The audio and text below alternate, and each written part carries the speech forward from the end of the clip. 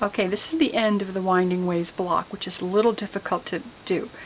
Here is a half a block. Here's where I press my seams.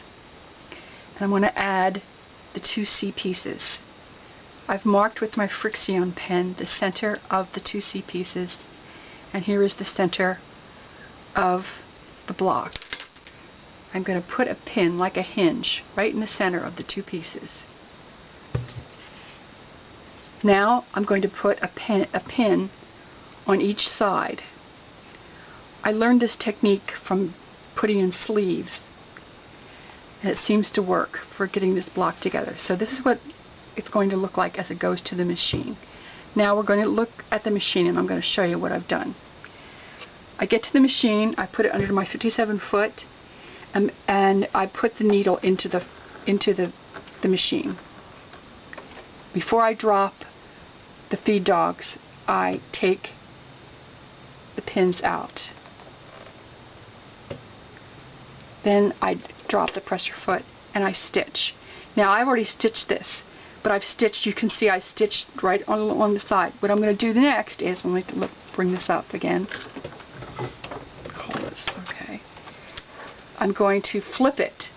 Okay, here's where it was. I did the C on top. Now I'm going to flip it, starting with that center, which I had marked with the Frixion pen, and I'm going to now stitch it starting from that center again. Here I'm going to sew, hopefully.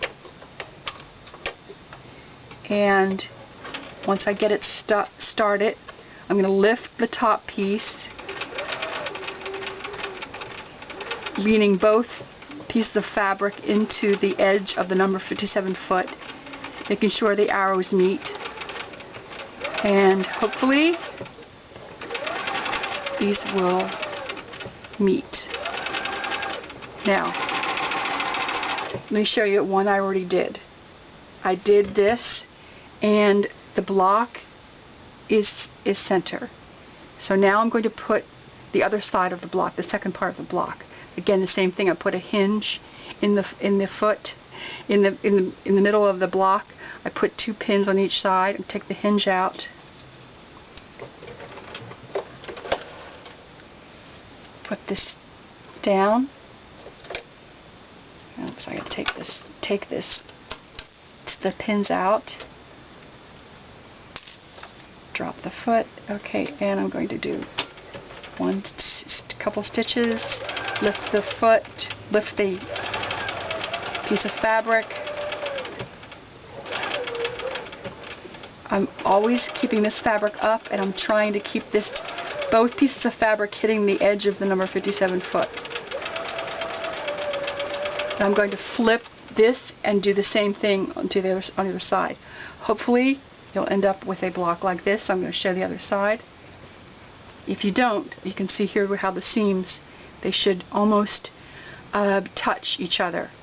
And if you haven't, you should go back even tighter, and it should look like that.